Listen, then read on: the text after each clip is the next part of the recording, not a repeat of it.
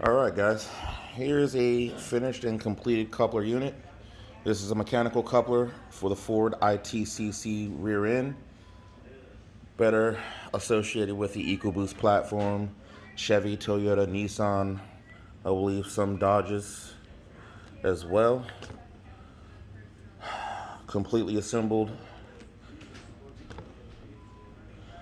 with the original electromagnet. Everything moves free and clear, real smooth, no issues.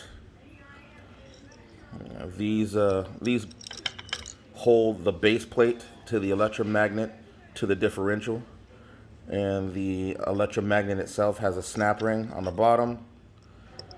You see it here, that holds the magnet into the adapter. Literally ready for testing. Send me your couplers. I'll go ahead and get everything set up with our tools, and we'll get you guys out the door.